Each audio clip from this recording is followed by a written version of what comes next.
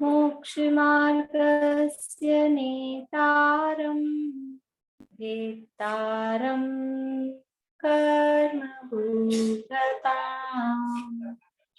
ज्ञातारं विश्वतत्त्वानां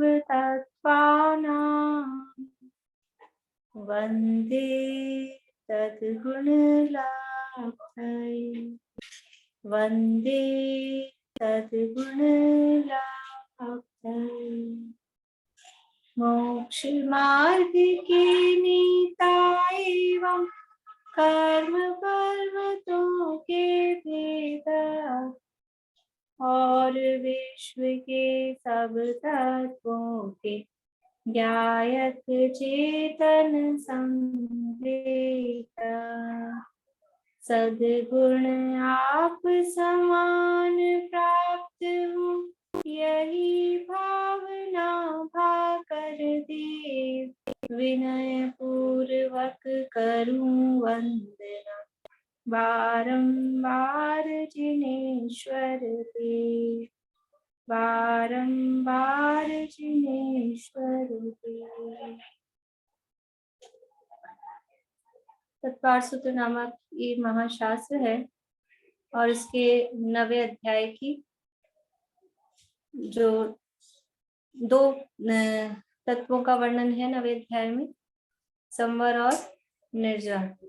संवर तत्व की चर्चा अपनी हो चुकी थी, इसके बाद में निर्जरा का प्रकरण यहाँ 19वें सूत्र से लेकर 47वें सूत्र तक ना चला और उसका रिवीजन के रूप में अपन चर्चा कर रहे हैं। ध्यान का प्रकरण है। ध्यान किसे कहते हैं? ध्यान किसे कहते हैं? बोली सरोजा आंटी।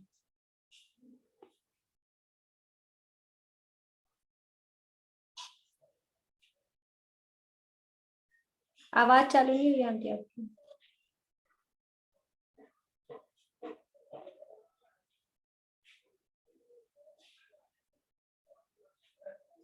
मनोरमा आंटी बोलिए, ध्यान किसे कहते हैं? कुछ भी अपने शब्दों में ध्यान किसे कहते हैं? आवाज चालू करिए, आवाज।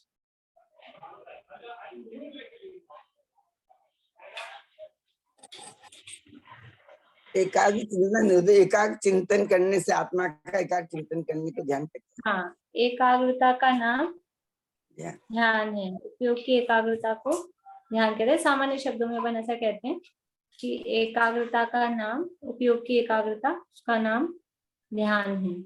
लेकिन यहाँ प्रकरण अकेला ध्यान का नहीं है, यहाँ प्रकरण है ध्यान तप। ये तप के प्रकरण में ध्यान की चर्चा आई है।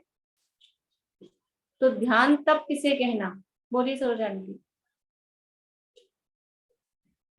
आवाज नहीं चालू हुई। हाँ, हो गई। हाँ, स्वयं में एकाग्र होना ध्यान तप है। स्वयं में एकाग्र होना ध्यान तप। बढ़िया। यानी एकाग्रता का नाम ध्यान है। हाँ, लेकिन यहाँ ध्यान तप की चर्चा है। तो इधर उधर कहीं और दूसरी जगह एकाग्र नहीं होना, स्वयं में एकाग्र होना, उसका नाम ध्यान तप है। और यहाँ सूत्र क्या बताया है?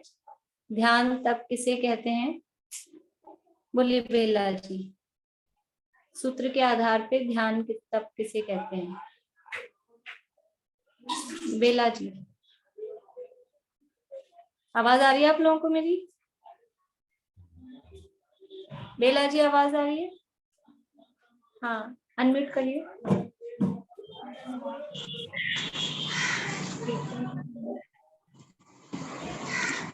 उत्तम शयनस्य एकाग्र चिंता निरोधो। उत्तम शयनस्य एकाग्र चिंता ध्यानम। बस उत्तम शयनस्य एकाग्र चिंता निरोधो ध्यानम। जो एक को मुख्य करके चिंतन का निरोध, चिंता का निरोध है, उसका नाम ध्यान है। और वो कब तक होता है? आ अंतर मुहूर्ता। ठीक है। उत्तम शयनस्य एकाग्र चिंता निरोधो ध्यानम आ अंतर मुहूर्ता। ये ध्यान है, वो ध्यान 4 प्रकार के हैं। बोलो प्रीति। भाभी ये पूछ रही थी कि ध्यान तप यदि पूछा जाए तो वो उसमें धर्म ध्यान शुक्ल ध्यान ही आएंगे या केवल शुक्ल ध्यान? तो ठंडी हवा ये तो आवाज चालू कर देगी। धर्म ध्यान शुक्ल ध्यान दोनों लेंगे। ध्यान देखो वो हाँ यद्यपि मतलब अब इसमें अपेक्षाकृत कथन है। अकेला धर्म ध्यान भी ले सकते हैं, अकेला शुक्ल ध्यान भी ले सकते हैं और धर्म ध्यान शुक्ल ध्यान दोनों भी ले सकते हैं।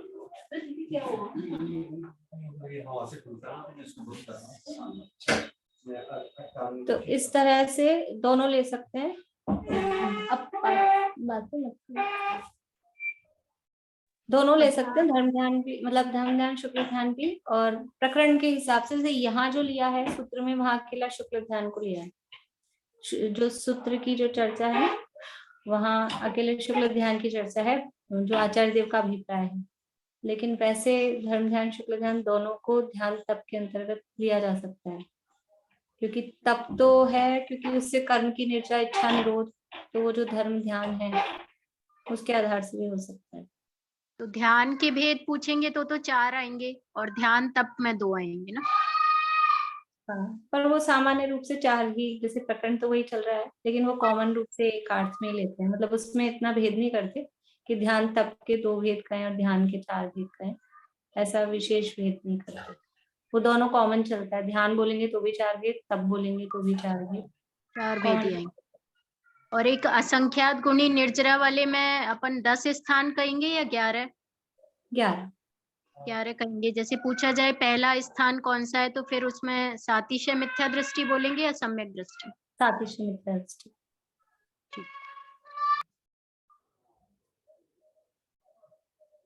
कल तक अपन ने शुक्ल ध्यान के जो 4 भेद हैं उनमें से 3 भेदों तक की सामान्य चर्चा की है। अभी चौथा भेद, शुक्ल ध्यान के चौथे भेद का नाम क्या है और उसका शब्द से अर्थ।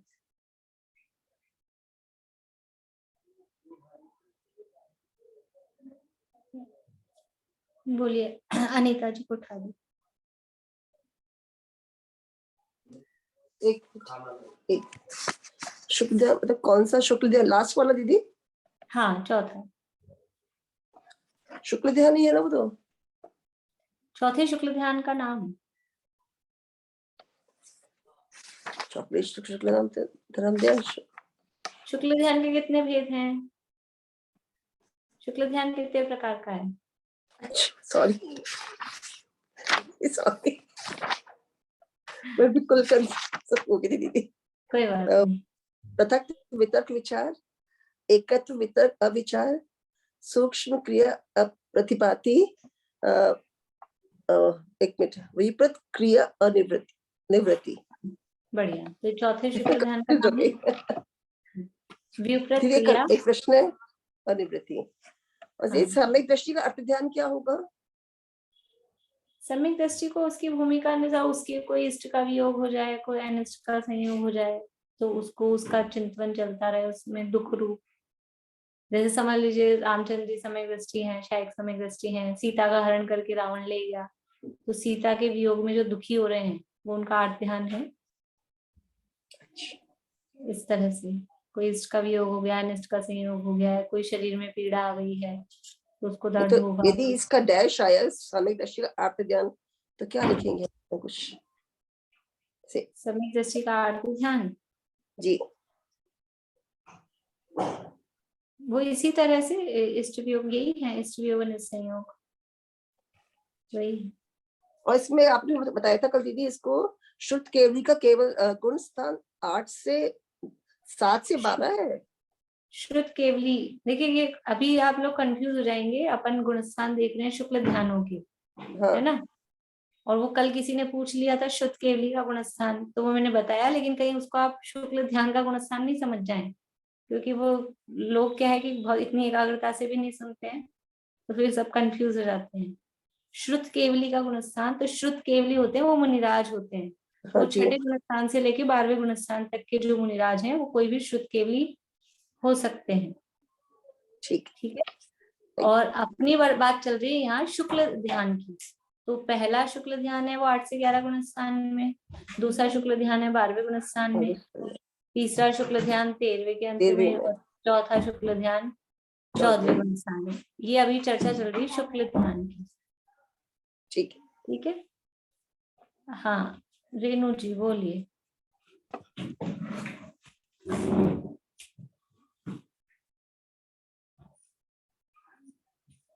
रेणु जी आपको पूछना है कुछ?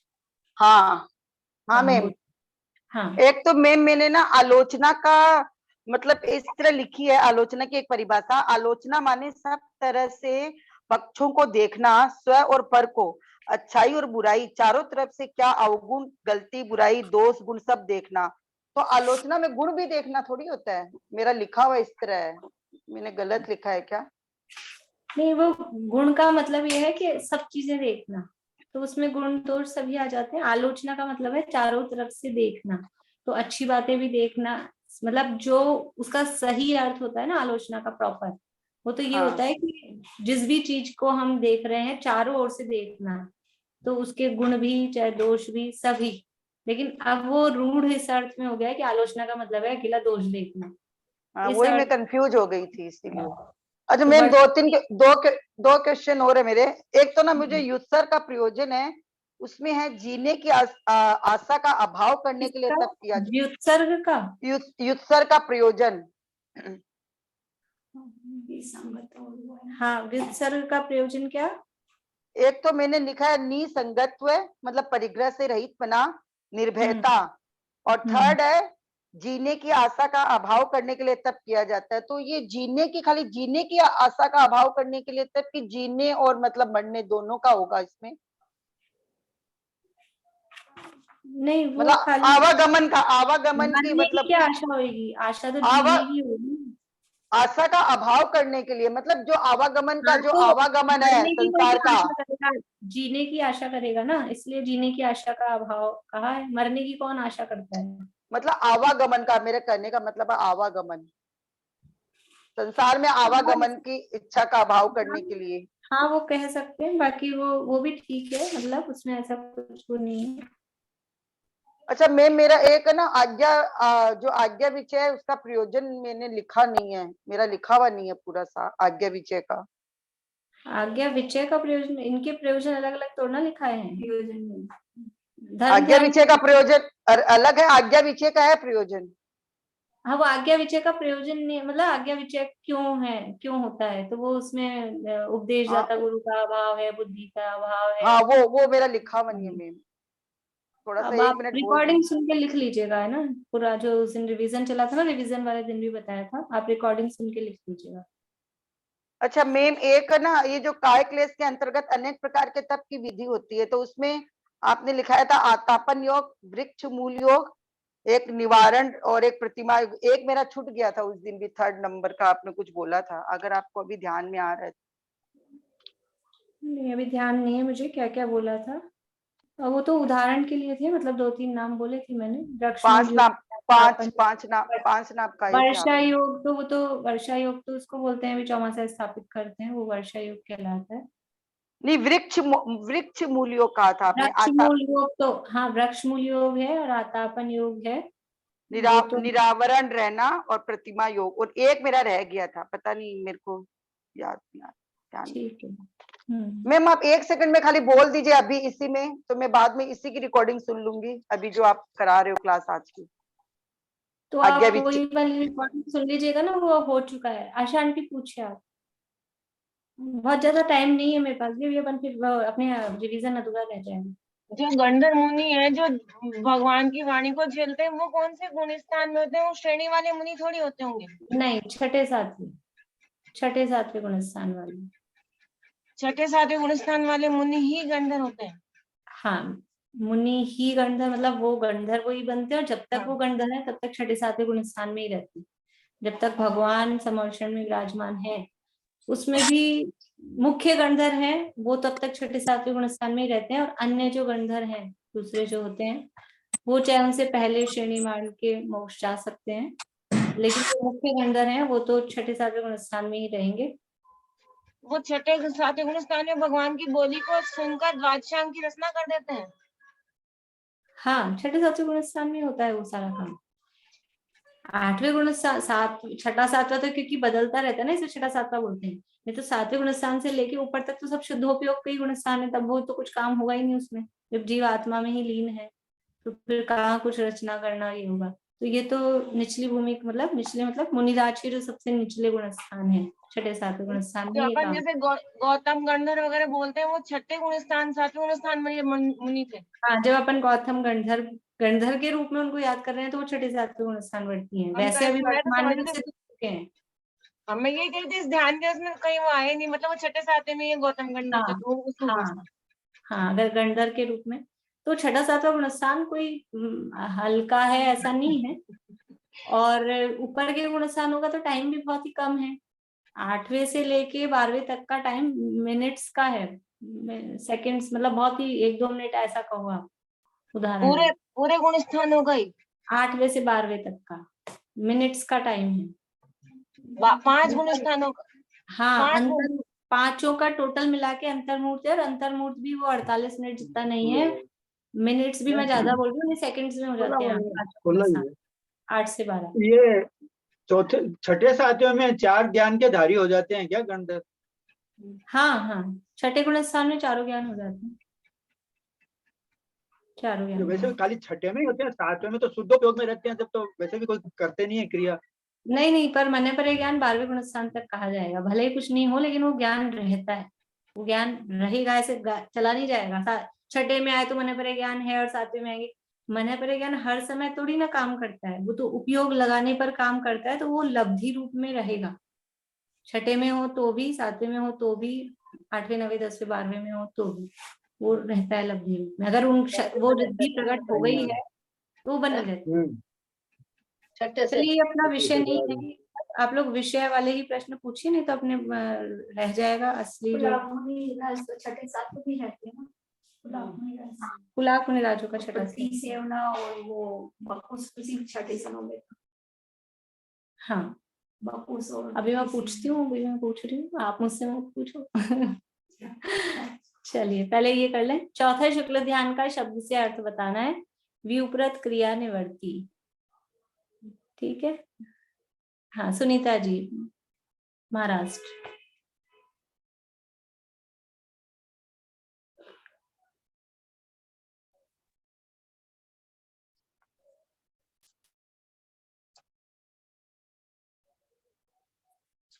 नहीं है मेरे पास में, एब्सेंट थी तब। अच्छा, लिखा हुआ पूर्णिमा नहीं जी है। बोलिए। चलिए, म्यूट कर लीजिए आप। पूर्णिमा आंटी बोल रहे हैं, कहाँ है? नहीं दिख रही। शशि जी बोलिए, अनम्यूट करिए। विशेष रूप से उपरत अर्थात दूर हो गई है, और क्रिया का बताया है योग, और अनिवृत्ति यानी 2 बताए हैं, कर्मों से पूर्ण निवृत्ति अभी नहीं हुई है, और कर्मों का नाश के बिना फिरता नहीं। बहुत बढ़िया। व्युपरत क्रिया निवर्ती, व्युपरत में व्युपरत शब्द है, वी प्लस उपरत, वी यानी विशेष रूप से, उपरत यानी दूर हो गई है, विशेष रूप से दूर हो गई है। क्या दूर हो गई है? क्रिया। क्रिया का मतलब है योग, और अनिवृत्ति है, अनिवृत्ति शब्द के 2 अर्थ किए, कि कर्मों से अभी पूर्ण रूप से निवृत्त नहीं हुआ है, कर्मों से पूरा अभी छूटा नहीं है, इसलिए तो है अनिवृत्ति, ये पहला अर्थ। और दूसरा अर्थ ये है अनिवृत्ति का मतलब, जब तक कर्मों का नाश नहीं होगा तब तक ये शुक्ल ध्यान छूटेगा नहीं। पहले अर्थ में था कर्मों से अभी छुट्टी नहीं मिली है, कर्मों से अभी छूटा नहीं है, इसलिए अनिवृत्ति कहा। और दूसरे अर्थ में ऐसे कहा कि कर्मों का नाश किए बिना, कर्मों से छूटे बिना ये छूटता नहीं है, कर्मों का नाश किए बिना फिरता नहीं है का मतलब है छूटता नहीं है। तो व्युपरत क्रिया निवृत्ति का, अनिवृत्ति का अर्थ क्या हुआ कि विशेष रूप से जिसमें से योग यानी क्रिया यानी योग वो दूर हो गए हैं, और कर्मों का नाश किए बिना ये खुद छूटता नहीं है, और कर्मों से अभी पूर्ण रूप से निवृत्ति नहीं हुई है, उस शुक्ल ध्यान को कहते हैं व्युपरत क्रिया निवृत्ति शुक्ल ध्यान। चौथे शुक्ल ध्यान का दूसरा नाम क्या है? चौथे शुक्ल ध्यान का दूसरा नाम और उसका शब्दार्थ, सुमन जी। चौथे शुक्ल ध्यान का दूसरा नाम समुच्चन क्रिया अप्रतिपाती है। समुच्चन अर्थात सब सम्यक प्रकार से योग जहाँ नष्ट हो गए, छिन्न हो गए हैं, नष्ट हो गए, और अप्रतिपाती की मतलब उस प्रकार से, अब उस कारण से वो गिरता नहीं है, अप्रतिपाती है, लौटता नहीं है जी। तो समुच्चन क्रिया अप्रतिपाती। समुच्चिन्न यानी सम्यक प्रकार से, उच्छिन्न यानी नष्ट हो गई है, दूर हो गई है। क्या दूर हो गई है? क्रिया। वही जो व्युप्रत क्रिया का अर्थ था वही समुच्चिन्न क्रिया का अर्थ है। और वहां पर अनिवृत्ति शब्द दिया था, यहाँ अप्रतिपाती, कि जहां पर क्रिया यानी योग अच्छी तरह से नष्ट हो चुके हैं और अब जो समुच्चिन्न क्रिया होने पर जो गिरता नहीं है, छूटता नहीं है, उस स्थान से नीचे नहीं आता है, ऊपर ही जाएगा, नीचे नहीं आता है, उसका नाम है अप्रतिपाती। इस तरह से समुच्चिन्न क्रिया अप्रतिपाती। जो ये नाम है, जैसे तीसरे शुक्ल ध्यान का नाम है सूक्ष्म क्रिया अप्रतिपाती, लेकिन जब संधि करके लिखेंगे, इकट्ठा लिखेंगे एक ही ऊपर की लाइन में, तो सूक्ष्म क्रिया प्रतिपाती, संधि सहित लिखेंगे तो वो प्रतिपाती दिखेगा।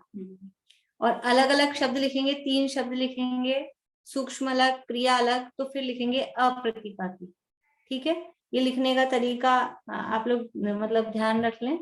मान लीजिए पेपर में भी कोई ऐसा इकट्ठा शब्द है तो भी वही अर्थ है, अलग अलग करके दिखेंगे तब तो अलग अलग दिखेंगे ही आपको, लेकिन इकट्ठा आता है तो भी उसका अर्थ वही है, अप्रतिपाती वाला। ऐसे ही इसमें भी विपरीत क्रिया और इकट्ठा लिखा है विपरीत क्रिया निवर्ती, तो भी उसका अर्थ यह है विपरीत क्रिया अनिवृत्ति। जैसे अपने बुक में इकट्ठा लिखा है ना, तो वो इकट्ठा लिखा है लेकिन उसमें से अ अलग निकलता है, वो संधि सहित लिखा हुआ है।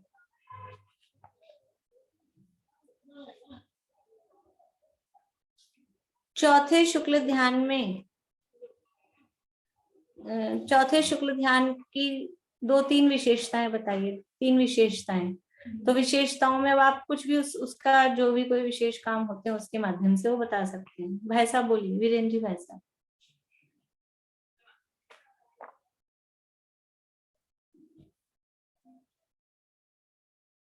अनम्यूट नहीं हुआ।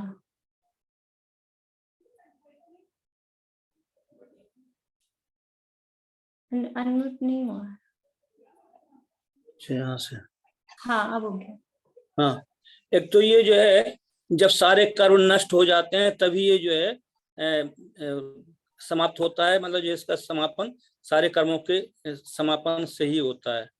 और दूसरा जो है ये जो याद नहीं आ रहा है, चलिए वर्षा जी बोलिए। इसमें सारे योगों का अभाव हो जाता है, ये कोई भी योगों की क्रिया नहीं होती है इसमें। और तीसरा है कि इसमें कोई लेस्या नहीं होती है। बढ़िया, लेस्याओं का भी अभाव होता है इसमें। बढ़िया, लेस्या से रहित योग है। और इसके अलावा कोई विशेषताएं बताइए वर्षा जी। ये चौथा जो शुक्ल ध्यान है उसमें विशेष रूप से औदारिक तेजस और कार्माट शरीर का अभाव हो जाता है। इस शुक्ल ध्यान में अंत में हाँ 18,000 और हाँ ये सुनीता आंटी बता रहे हैं इधर से। आपकी हो गई और भी विशेषता है बाकी? नहीं, ये 3 पॉइंट के साथ ये एक मेरे पास चौथा पॉइंट ये था। ठीक है, हाँ यहाँ से सुनीता आंटी बोल रहे हैं कि ये यहाँ 14वें गुणस्थान में शैलेशी जिन 18,000 शील के स्वामी होने से 14वें गुणस्थान वर्ती, चौथे शुक्ल ध्यान वर्ती जो अरहंत परमात्मा है उनको शैलेशी जिन कहते हैं। और इस शुक्ल ध्यान में श्वासोच्छ्वास का अभाव है, निरोध है, श्वासोच्छ्वास यहाँ पर नहीं है। ये भी यहाँ बताया इन्होंने 2 पॉइंट। ये ज्ञान दर्शन ये प्रकट हो जाते हैं।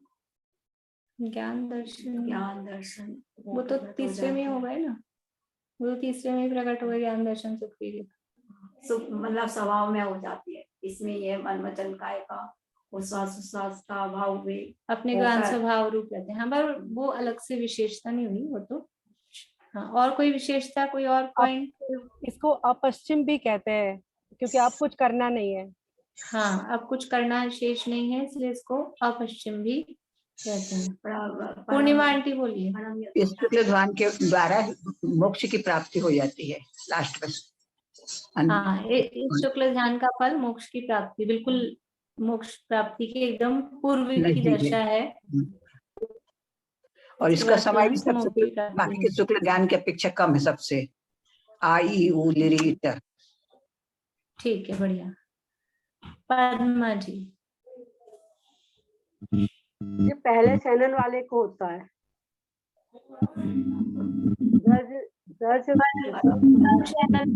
तो ध्यान भी है, दूसरा भी है क्यों, लेकिन मतलब नहीं, वो तो कॉमन वाली। आई पे कौन है? रश्मि जी बोलिए। दीदी यहाँ पे सैनन नहीं होगा ना? दीदी यहाँ सैनन यहाँ नहीं पे होगा? सहनन का, हाँ, सहनन का अभाव है। बढ़िया। वो जो सहनन की बात कही इन्होंने, तो वो सहनन अगर हम कहते हैं तो भूत नैगम ऐसे कहते हैं, पर वैसे यहाँ पर सहनन का अभाव है। चौथे शुक्ल ध्यान में सहनन का अभाव है, लेश्या का भी अभाव है। बढ़िया। और ये किसका है? अयोग केवली, अयोग केवली अरियन हो जाते हैं यहाँ पे। हाँ, अयोग केवली है, वो बात हो गई। योगों का अभाव है। बेला जी बोलिए। संपूर्ण 14वें गुण स्थान में रहता है, इसलिए अप्रतिपाती है। पूरे इसलिए अप्रतिपाती में इसका काल पूरे 14वें गुण स्थान के काल पर्यंत है, और अप्रतिपाती तो अभी बताया था ना कि ये नीचे नहीं गिरता है, इसलिए अप्रतिपाती। पर इसका काल पूरे 14वें गुण स्थान पर्यंत शुक्ल ध्यान का काल रहता है। बढ़िया। और कोई विशेषता?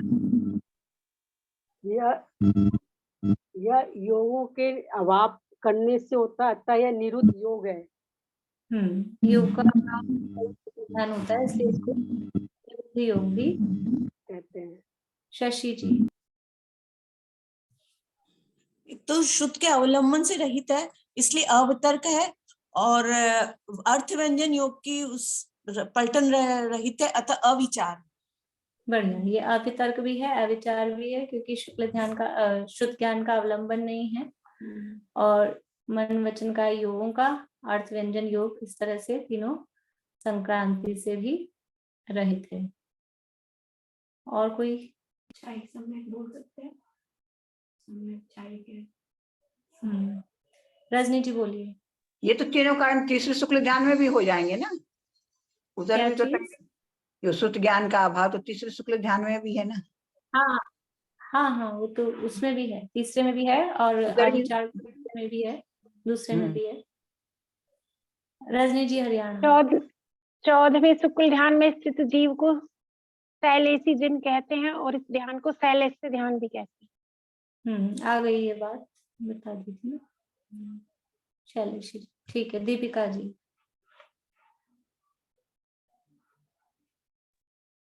कोई ध्यान नहीं होता है, इसलिए इसको अपश्चिम ध्यान भी कहते हैं। इसके बाद अब और कोई ध्यान नहीं होने वाला। इसके बाद ध्यान योग का, इसके बाद अब कोई ध्यान नहीं होगा, इसलिए इसको निरुद्ध योग कहते हैं। योगों का अभाव करने से हुआ, इसलिए निरुद्ध योग है, और अब कुछ और ध्यान नहीं है, इसलिए अपश्चिम या कृत करके भी इसको कहते हैं। ठीक है, हो गई मेरे ख्याल से लगभग सभी विशेषताएं।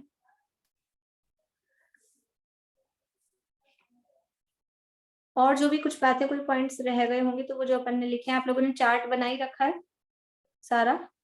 उस चार्ट में वितर्क है, यानी वितर्क वाला पॉइंट है, विचार वाला पॉइंट है, सहनन वाला पॉइंट है, गुणस्थान वाला पॉइंट है, लेश्या वाला पॉइंट है, प्रतिपात का है, प्रयोजन है, फल है, ज्ञान कौन सा है, शुद्ध ज्ञान है कि केवल ज्ञान है, उदाहरण है, उदाहरण। हाँ, उदाहरण बता दीजिए चारों शुक्ल ध्यानों के लिए उदाहरण बोलिए अंकल, सूरत वाले। ये संपूर्ण 14वें गुण स्थान के काल प्रमाण यह ध्यान होता है। हो गया, ये पॉइंट हो गया। नहीं, ये हो गया मतलब था। इसका क्या मतलब हुआ?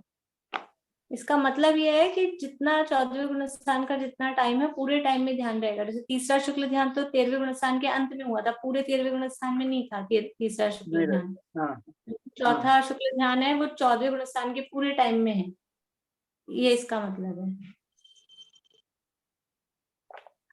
चलिए, मैंने क्या मैंने पूछा? पूरे टाइम उदाहरण।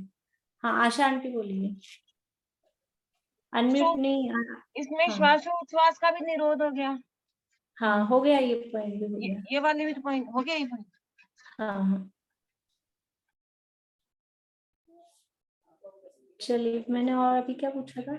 उदाहरण उदाहरण। हाँ, उदाहरण कौन बता रहे हैं? बोलिए सरोजा आंटी। ये पहला शुक्ल ध्यान दीपक की ज्योति, दूसरा रत्न ज्योति, तीसरा सूर्य प्रकाश और चौथा भी सूर्य का प्रकाश। बढ़िया। पहले शुक्ल ध्यान को दीपक की ज्योति के समान कहा। अब दीपक की ज्योति के समान क्यों कहा उसको समझाना है। धीरे धीरे लो चलती है ना, इसकी जैसे वो बताया था ना कल। वो तो वो अलग था कल जो बताया था। इस दीपक की ज्योति क्यों कहा? इसमें मोहिनी कर्म दीपक को समझाना ना आपको, दीपक की ज्योति में क्या होता है। बहुत मंद मंद लो चलती है। मंद तो चलती है, लेकिन एक और हाँ बोलिए। दीपक की लो हाँ, दीपक की लो ऐसे जलती रहती है, इससे नहीं रहती। दीपक की लो मंद भी है, इतना तेज भी नहीं है उसका प्रकाश, और आप देखेंगे ना कंपायमान होती रहेगी। भले ही बहुत बहुत तेज हवा नहीं चल रही हो तो भी हवा नहीं है कमरे में, फिर भी वो थोड़ा थोड़ा थोड़ा थोड़ा ऐसा कांपता रहता है। तो पहले शुक्ल ध्यान में क्या होता है, वो कांपता है ना, संक्रांति हो रही है ना। पहला शुक्ल ध्यान में वो कंपन है, संक्रांति हो रही है, इसलिए इसको दीपक की लौ की उपमा दी पहले शुक्ल ध्यान को।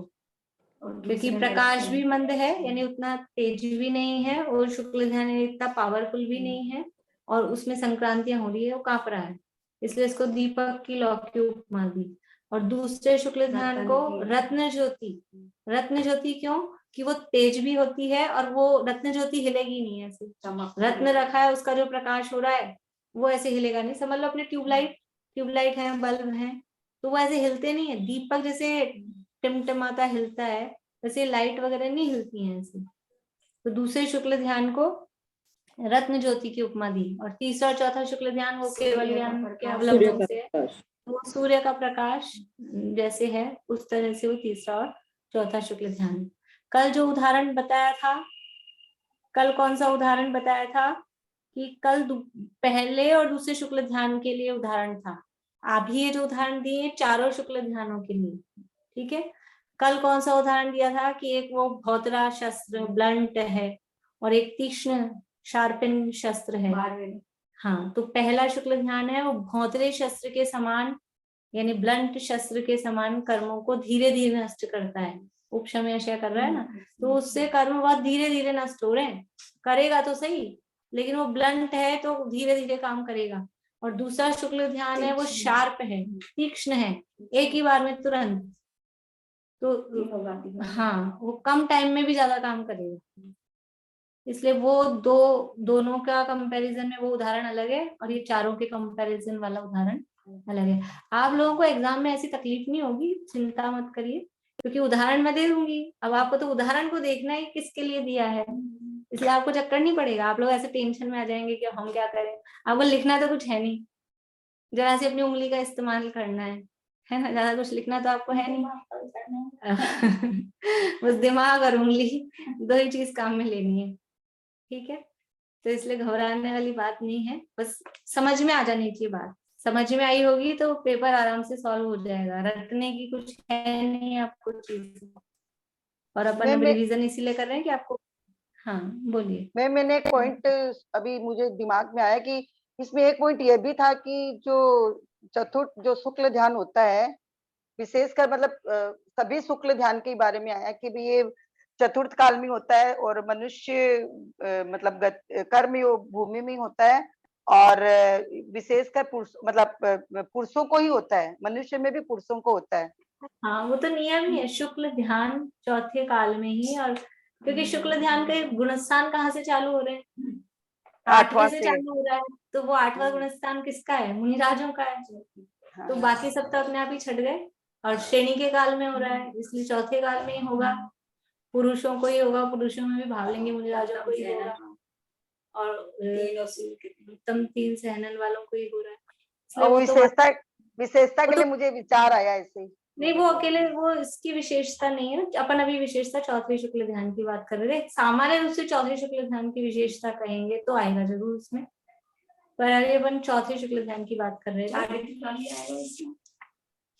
चौथे शुक्ल ध्यान नहीं, चारों में वो अभी इसमें तत्वार्थ क्लास में नहीं लिया मैंने, वो उसमें लिया।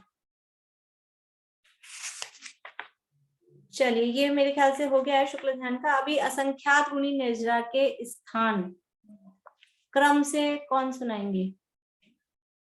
बोलिए उसने गान किया। साथी से मिथ्या दृष्टि से ज्यादा श्रावक को, मतलब श्रावक को ज्यादा होगा। फिर से साधी मिथ्या दृष्टि, साधी नहीं, साथी, हाँ साथी से मिथ्या दृष्टि से ज्यादा श्रावक वाले को, असंख्यात गुना निर्जरा श्रावक को नहीं। मैं सुनाऊं? रुकिए। श्रावक वीरतानंद क्या चीज? नहीं, देश विरत, फिर वो देश विरत के बाद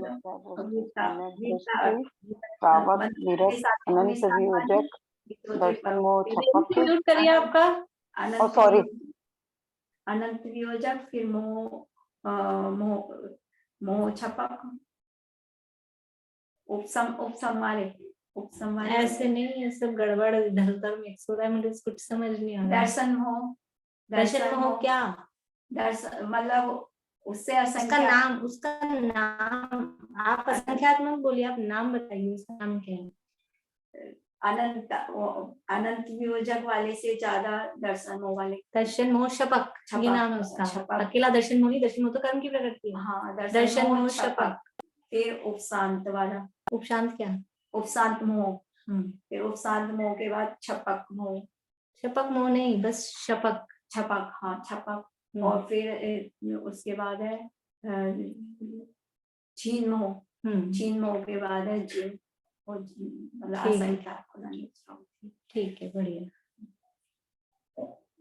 हाँ भाई ये हैंड किसके लिए है? आभा जी बोलिए। हाँ अनम्यूट कीजिए, आप लोग अनम्यूट भी खुद करिए, और बात पूरी होने के बाद में म्यूट भी खुद करिए। साथी से मिथ्या दृष्टि, सम्यक दृष्टि, पंचम गुण स्थानवर्ती श्रावक, छठवें सातवें गुण स्थान वृत्ति महाव्रती मुनिराज, अनंतानुबंधी का विसंयोजन करने वाले, दर्शन मोह का क्षय करने वाले, चारित्र मोह का उपशम करने वाले, उपशांत मोह अर्थात 11वां गुण स्थान वाले, छपक श्रेणी चढ़ने वाले, छीन मोह जिनेन्द्र भगवान के परिणामों की विशुद्धता अधिक होने से प्रति समय क्रमशः असंख्यात गुणी निर्जरा होती है। बढ़िया। 11 स्थान किसको याद नहीं है? सबको याद है? कोई हाथ नहीं खड़ा कर रहा? 11 स्थान कांता आंटी ईमानदारी से हाथ खड़ा कर रही है। उल्टे सीधे याद है। उल्टे सीधे से काम नहीं चलेगा आंटी। रजनी जी पहाड़िया याद करने आपको, ऐसे नहीं काम चलेगा। परसों पेपर है, ठीक है ना? आपको पेपर में 11 नहीं लिखने को आएंगे, चिंता नहीं करें, लेकिन आपको पेपर में क्या प्रश्न आएगा, फिर आप कहेंगे कंफ्यूजिंग दे दिया आपने। प्रश्न आएगा हाँ या ना में उत्तर दीजिए, और फिर क्या प्रश्न आएगा कि उपशमक से अधिक निर्जरा क्षीण मोह को होती है, हाँ या ना। अब आपको ये नाम नहीं पता होंगे, आपको ये क्रम नहीं पता होंगे, तो फिर आप कैसे लिखेंगे? ठीक है, पेपर में प्रश्न आएगा विरत से अधिक निर्जरा श्रावक को होती है, हाँ या ना। क्या है? जवाब क्या आएगा? ना। ठीक है, फिर प्रश्न आएगा क्षीण मोह से कम निर्जरा शपक को होती है, हाँ या ना। ऐसा प्रश्न आएंगे, ठीक है। अभी मैंने बनाया नहीं, पेपर मेरा पूरा नहीं हुआ है, लेकिन इस तरह के प्रश्न आएंगे। तो आप लोगों को क्रम याद होगा तो ही आप, क्योंकि मैं 11 तो लिखने को दे नहीं सकती हूँ आपको पूरे के पूरे, और वो ये मैं सुनूंगी, एग्जाम हो जाएगा तो भी मैं 11 स्थान सबसे सुनूंगी, सबको याद करने हैं, ठीक है। क्योंकि ये तो अपने कोर्स में ना, ये अपनी मजबूरी है कि अपन लिखवा नहीं पा रहे हैं आपसे, इसलिए ये आपको सबको याद करने हैं। अभी और कौन सुनाएंगे मुझे 11 स्थान? रजनी जी हरियाणा बोलिए।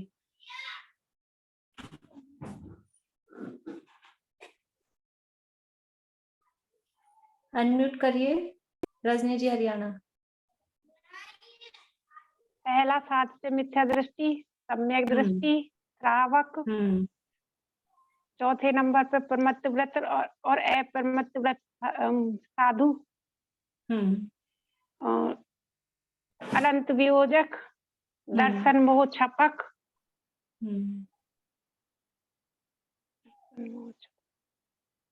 उपशांत मोह छपक। नहीं, उपशांत मोह भी बोल रहे हैं और शपक भी बोल रहे हैं, तो बिल्कुल ही दोनों एंटी हो गए। दर्शन मोह छपक, फिर चारित्र मोह छपक।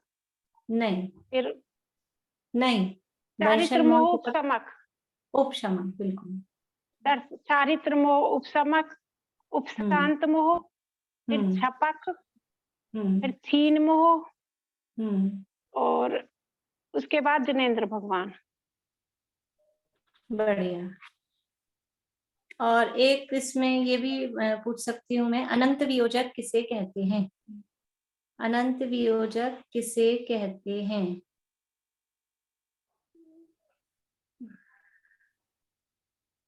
इसका नंबर नहीं आया आज। हाँ, लक्ष्मीचंद जी अंकल जी, अनंत वियोजक किसे कहते हैं? अनंतानुबंधी को हटा करके जब हम आगे की ओर बढ़ते हैं प्रत्याख्यान की तरफ, तो उस समय पे नहीं, शांत, चारित्र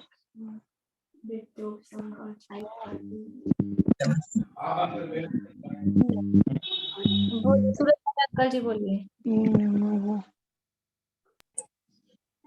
अनंतानुबंधी को अप्रत्याख्यान ज्ञानावरण। ज्ञानावरण।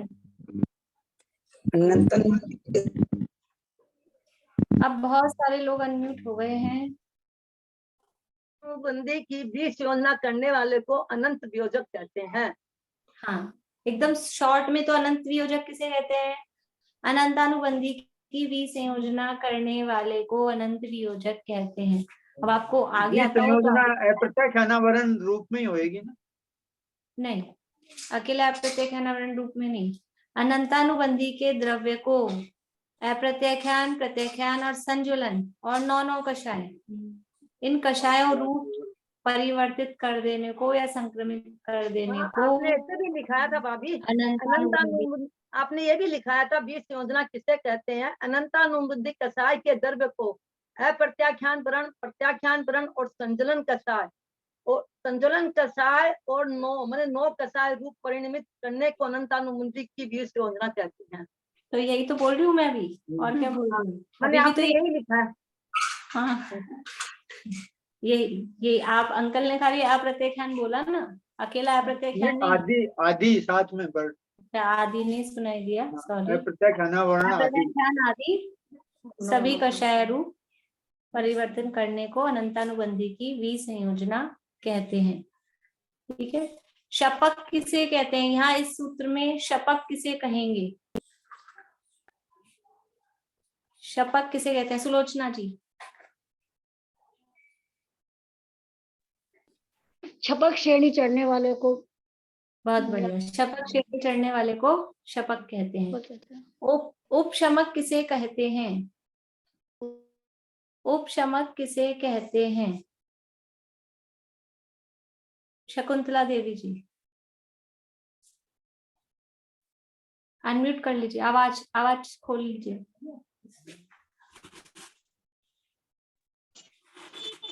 उपतम श्रेणी चढ़ने वाले को। बहुत बढ़िया। उपशम श्रेणी चढ़ने वाले को उपशमक कहते हैं। ठीक है, क्या कि अभी टाइम हो गया है, ये 2 सूत्र रह गए हैं अपने।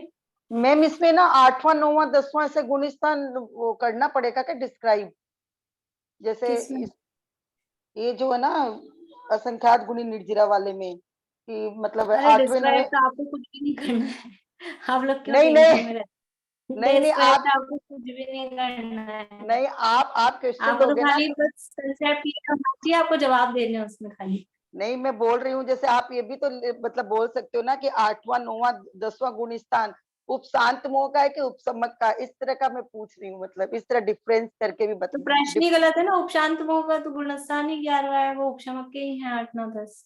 नहीं मैं बोल रही हूँ आप इस तरह क्वेश्चन दो गुणस्थान का नाम है। अरे मैं वही तो बोल आपके रही हूँ दिमाग में आपको कंसेप्ट क्लियर नहीं है, इसलिए आपके दिमाग में उल्टे पुल्टे नहीं प्रश्न आ रहे हैं। मेरा कॉन्सेप्ट क्लियर है, मेरे को पता है 11वां गुण स्थान उपशांत मोह का है और 8वां 9वां 10वां गुण स्थान जो उपशम करने वाले हैं उनका है, मेरा कॉन्सेप्ट क्लियर है। लेकिन मैं पूछ रही हूँ कि आप इस तरह से क्वेश्चन दोगे क्या, मैं ये पूछ रही हूँ आपसे। अब वो तो आएगा जब आप देख लेना, मैंने बनाया नहीं है। मेरा रजनी वो जी बोलिए पहाड़ी। कॉन्सेप्ट क्लियर है मैं मेरा। हाँ बोलिए। ये एक बार अनंत वियोजक का वापस से बताइए ना। अनंतानुबंधी के द्रव्य अनंतानुबंधी की विसंयोजना करने वाले को अनंत वियोजक कहते हैं। कि अनंतानुबंधी के द्रव्य को प्रत्याख्यानावरण और संजुलन और 9 कषाय रूप परिणमित करने को अनंतानुबंधी की विसंयोजना कहते हैं। बोलिए भाई साहब वीरेंद्र जी।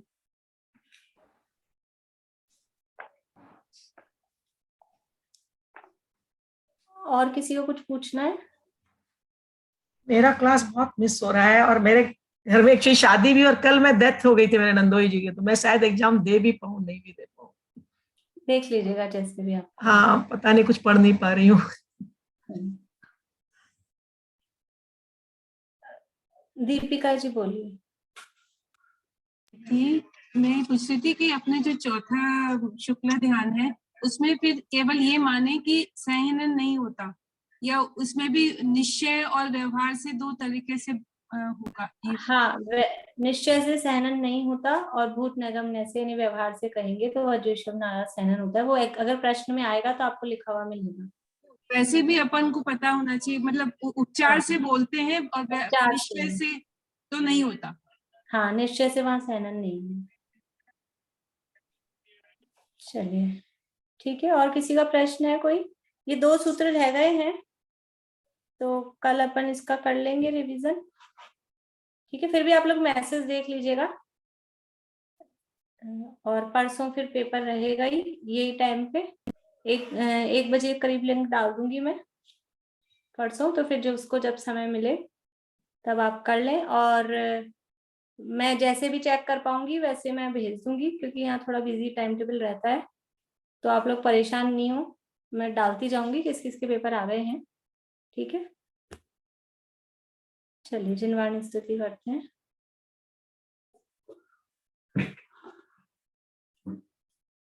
वीर हिमाचल देखसी गुरु गौतम के मुख कुंड धरी है।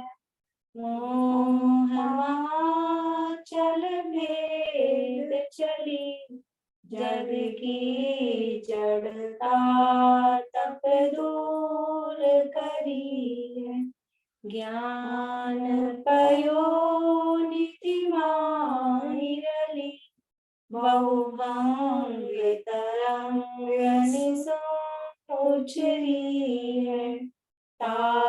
शुचि शारद गंग नदी प्रतिमे अंजलि कर शीश धरी है। मैं अंजलि कर शीश धरी।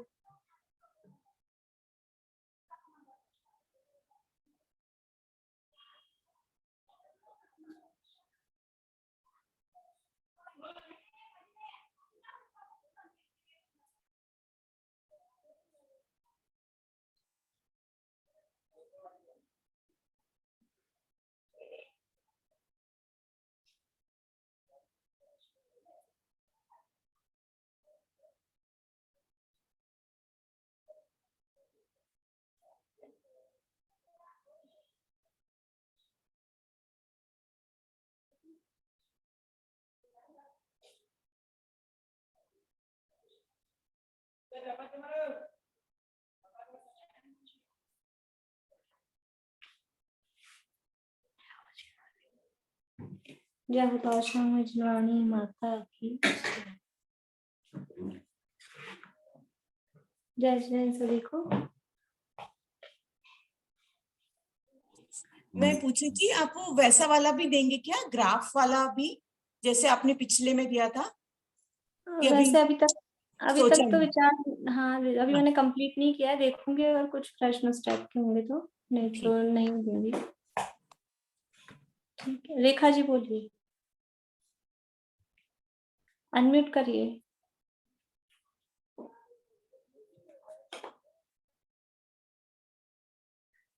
अनम्यूट करिए, अनम्यूट नहीं हो रहा है। एक्चुअली मैंने एक्चुअली क्लासेस अटेंड नहीं की है, बीच में मैं बिजी रही, महाराज जी हमारे बिहार कर रहे थे, इसलिए अभी कल का परसों का एग्जाम कैसे, मैं पूरा नहीं पढ़ा मैंने, तो कैसे पढ़ लीजिए। अभी आज का टाइम है, आप 2-3 घंटे बैठ के शाम को, दिन में अभी बुक को पढ़ लीजिए। एग्जाम कहाँ से कहाँ तक आएगा? 19 नंबर सूत्र से 43 नंबर सूत्र तक। 19 से 45, 47 और मैंने अभी 2-3 दिन पहले कुछ वो भेजे थे शुक्ल ध्यान के संबंध में फोटो, वो देख लीजिएगा आप ग्रुप में, वो पढ़ लीजिएगा शुक्ल ध्यान के लिए। बुक के अलावा जैसे आपने शुक्ल ध्यान का बताया, और भी कुछ है क्या एक्स्ट्रा? नहीं, बस वही शुक्ल ध्यान का जो भी है वो ही है। बस इसके चार्ट है, जो आपने चार्ट बताया इसका, शुक्ल ध्यान के चारों शुक्ल ध्यान का जो चार्ट है वो बना हुआ है क्या? नहीं, मेरे पास बना हुआ नहीं है, बनाया सबने अपना अपना बनाया है। अच्छा, वो अगर कोई डाल देगा ना इसमें तो हम किसी का अच्छा साफ सुथरा बना हुआ हो तो मुझे सेंड कर दीजिएगा, तो मैं डाल दूंगी ग्रुप में। थैंक यू, करवा दीजिए प्लीज, थैंक यू। ग्रुप में मैसेज डाल देंगे ना तो डाल देगा कोई भी। हाँ